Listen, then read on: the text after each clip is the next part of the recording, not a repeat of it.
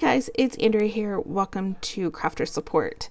Today I'm going to share with you how to use infusible ink on the wood pieces that you get from Family Dollar, Michael's, Hobby Lobby, wherever it is you get your little wood pieces from.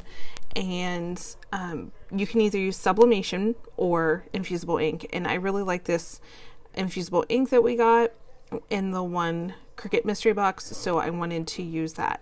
Now the trick to this is you need laminating sheets. So I already used part of this laminating sheet, and but you only need one side of it, so you can do a lot with one full laminating sheet. So what you need to do is you need to cut a piece off and make it bigger than the size of your wood piece. So when you're picking out a wood piece, make sure that it's light colored wood. You don't want to get anything dark because it is sublimation. It has to be a light color in order for the colors from the infusible ink or your sublimation paper to turn out. So all I'm going to do here is line up the laminating sheet, and I'm going to use my grid mat, which is self-healing, and I'm going to cut around it. So I'm going to cut it bigger than what the actual wood piece is, because once this heats up, it's going to shrink. And I want to make sure that it's completely covered whenever I heat press it. So save that piece. You can use it for something else. And now I'm just going to get out my pressing mat. And I have my easy press. So with the light colored wood, like I took the price tag and stuff off of this, but this is actually the back. The front is here and the sides are beveled. And I kind of just wanted to do the full back because it's completely flat. I don't need to do anything on the front, which I could absolutely do something different on the front if I wanted to paint it and put words on it or something. You could definitely do that. But I like the idea of just having the back of it decorated. So, because that will be the part that I'm showing. So your laminating sheets have a really silky side, and then it has a side that almost feels like there's a film or something on it. You want this silky side towards you, so facing up. You want the film side facing down. So that's what's going to be on the actual wood. So we're just going to place it down, and now we're going to protect our surfaces. So we're going to use parchment paper. This comes with your infusible ink. It will get ruined. This piece, chances are it will get ruined because you make the laminating sheet you cut bigger than the project, and it's going to probably stick to the parchment paper, but that's okay. We can throw it out. It came with extra, or you can just use your parchment paper from your kitchen. I keep parchment paper in my craft room, like a dedicated roll in my craft room. Okay, so we're going to protect our mat. We're also going to protect the plate of our easy press by putting another piece down on top. Now this piece should be fine. It shouldn't really get ruined at all. But just a reminder that you want the shiny side up and the film side down on the actual wood. So now we're ready to press. So I'm setting my easy press machine at 375 for 60 seconds. And as it's warming up, I'm just, kind of waiting and hanging out. There are different ways for you to do sublimation or infusible ink on wood. I just think this is the easiest and the most least expensive way to do it. And it just turns out perfectly. Like when you see the color, it's amazing. So now we're just going to press it. I'm not really giving it a lot of pressure. I'm giving it like light pressure just because it's almost like when you put the laminating sheets through your laminator, it's like a roll. Like it just rolls it through. So if you see here on this one, I just didn't get it over the entire egg, but it turned out so bright and colorful. I was really happy with it. That's why I was like, I don't want to show you the egg because I made a mistake.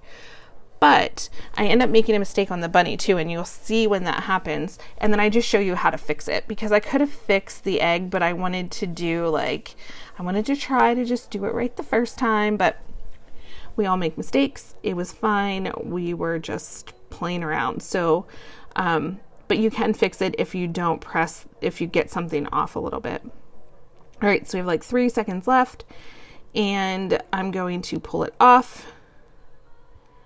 And you can use your mini press too, or if you have a heat press, like a pull down one, you could use that.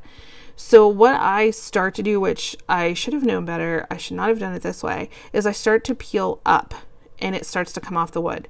And then I realize, oh, I should have flipped it over. So I'm just going to heat press it again just for a few more seconds just to get that piece back down on the wood and shrink up into it. And then I'm going to flip it over. So it's just like with our Cricut mats, when we flip our mat over and peel our things off, it doesn't roll or pull up on them. And that's what I should have done with this one the first time. So now I'm just going to flip it over and I'm going to start peeling away at the parchment paper instead of the actual lamination sheet.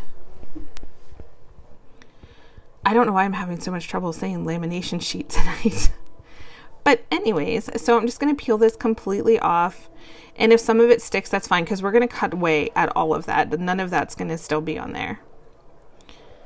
So I'm just pulling all that away. And I probably used way more than I should have, but I try to do things kind of as big as I can for you guys so you can see and kind of get the idea better. So it looks like I waste a lot, but I don't, when I'm making a project, I don't use as much product, if that makes sense. So the next thing I'm going to use is my Easy Control knife from Cricut, and I'm just going to cut around the shape. Now, I do cut some of the wood at some point and a little chunk of wood comes off, but that's okay. It happens. It's not perfect, but try to be careful when you're going around it so you don't like notch into the wood. I found it easiest to cut the big chunks of laminating sheets away once I got close to the actual bunny head and got it about where I wanted it. So now I just go around and I keep cutting. And guys, this was actually really fun to make. Once it was all done and the way it turned out, I was like so excited.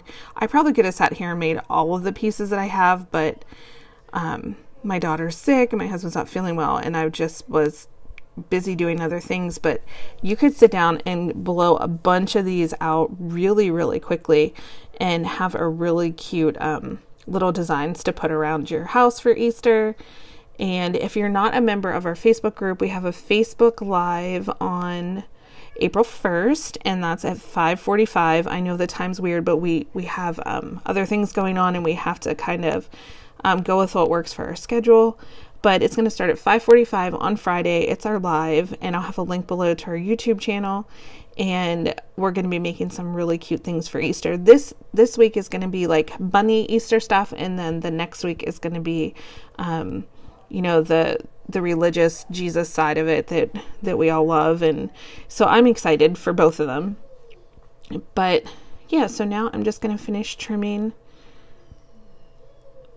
And it looks good. There are some pieces that I kind of want to trim away at, and I think I do like trim some of it away, but I just use this edge of my True Control knife and just kind of like flick it away, almost like you're paring something, like, you know how you pare like potatoes and things.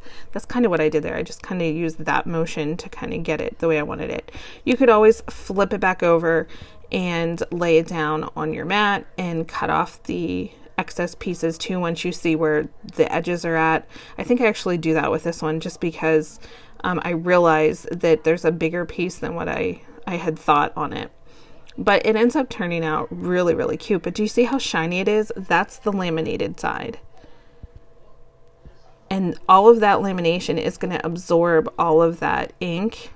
And oh my goodness, does it look super cute. So the design that I'm using, the infusible ink, is the Bright Bow Fairy Tale. And I used that last time I did a infusible ink video. And I just really love that one. I'm going to try to get some more of that because I really love the butterflies, and the watercolors are so pretty. So here I'm just using the watercolor one where it just has all of the pieces, all of the colors throughout it.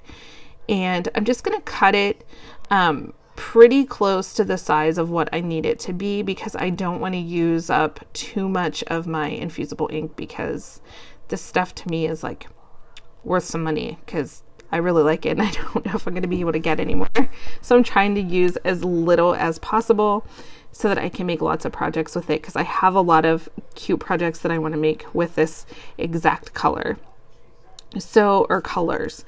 So now I'm just going to trim around it with my True Control knife. This is from Cricut. I mean, any knife that you have like this, even if you have the roller like I showed you guys from the Dollar Tree, that would work here too. You're just going to cut as close as you can to your entire design to make sure your design fits on it. And then what you want to get is the heat resistant tape, because that is going to hold your infusible ink into place. I'm thinking I prefer the Cricut brand. I think I've told you that before, but I'm thinking there's another brand besides that like copper color one, but I can't think of the name of it. So it may come to me, and if I remember, I'll link it down below. But there is another brand of heat transfer tape that you guys can use, but I really like the Cricut brand. It's been my favorite so far. So I mean, there's that. So what we're going to do is we're going to tape the infusible ink down. This is a little bit harder than sublimation because the infusible ink has that clear, thick plastic cover that's on the back of it. So it made it a little bit harder to kind of maneuver around the edges, but I end up getting it. It wasn't too terrible. I just had to like take my time and watch closely what I was doing. And I end up making a mistake where the tape folds under the one little ear, but then I go back and I fix it at the end, so it'll be fine.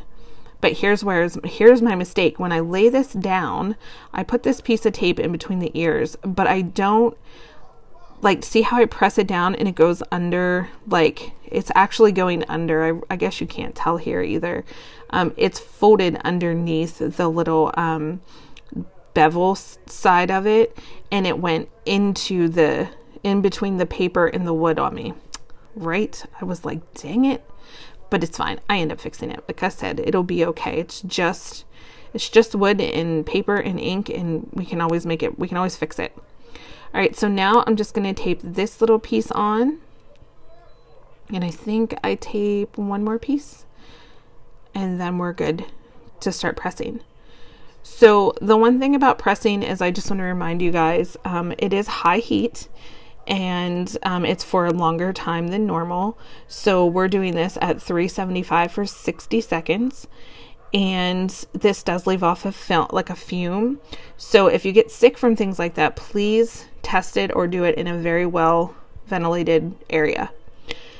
So you're always going to want to use parchment paper to protect your pressing pad, and you're going to want to use a piece of parchment paper to protect the plate of your easy press, your heat press, whatever it is you're using. You don't want any of that ink to get on any of your other products, because it will transfer later on. So I'm just using my True Control knife to just cut it off. And by the way, guys, if you wanted to go into Design Space and design something that you use infusible ink with, you could have done that too. I just wanted the watercolor look on my bunnies because I thought it was really pretty for spring, and I thought I could keep it out longer than just Easter. So now I'm lining it up, and I'm just going to press it for the 60 seconds that we need it pressed for. And don't my nails look cute, guys? My niece I just got my nails from my niece. So she does she does acrylic nails, and I usually get those like every 3 times. And then in between getting my acrylics done, she makes like press-on ones that you just use like the special nail glue with. And oh my goodness, they're so cute. I don't know if you guys can tell, but there's like little owls on it. My business is Miller's Owl Studio, so I have like this thing with owls. And so she painted cute little owls on them, and they just turned out so cute. I just had to say that. I can't remember her sign on, like her name and stuff, but she's on Instagram. If I can figure out how to link that stuff, I'll link it below so you can see her work. She does amazing work. And I think she's gonna try to sell them throughout, all over, send to people, that sort of thing. But she's really good at what she does. She's a real artist. It's pretty awesome. Okay, so next I'm going to peel this up, and you guys are going to see how it turned out and just the little mistake I made, but we're going to fix that. So it's super hot, really, really hot right now. And I'm going to use my True Control knife just to peel up the little tape edge. And that tape is, like, again, it's not regular tape, it's heat resistant tape. So you want to make sure that's what you're using on this. Because if you use like painter's tape, it'll leave like residue on your wood. Look how cute. Look how much ink that took off of my infusible ink sheet. That's amazing. Now you can see where I'm pointing. There's a little bitty piece that did not get covered, but I'm like, you know what? I'm going to fix it because it turned out way too cute for me to like just toss this aside. We're going to fix it. So what I decided to do was trim off another piece up in that right-hand corner. So the yellow part of the corner, I'm just going to take my knife and I'm just going to trim off the corner, and then I'm going to repress it so that it puts that ink color on that little tiny off-white spot of the wood. And I'm just going to repress it because we can do that. So I'm just laying that there. I'm going to re-put my my parchment paper on top of it, and I'm just going to put the easy press on it for just a few more seconds, maybe half the time I think I do it, because it's pretty well, everything else is set. And I'm just going to let it go do its stuff, and it ends up working perfectly. I was so excited because I was like, oh, this one turned out so cute, and I left that little spot out, but it ends up turning out so adorable. And it was really that simple. I mean, yes, I made a mistake, but I was able to fix it. And it just was something that you could do with any piece of wood. So maybe if you do use sublimation, if you have a sublimation printer, you could print out a picture of, say, your family or your favorite dog or whatever, and you can put that on a wood round or a wooden frame or something and hang it up.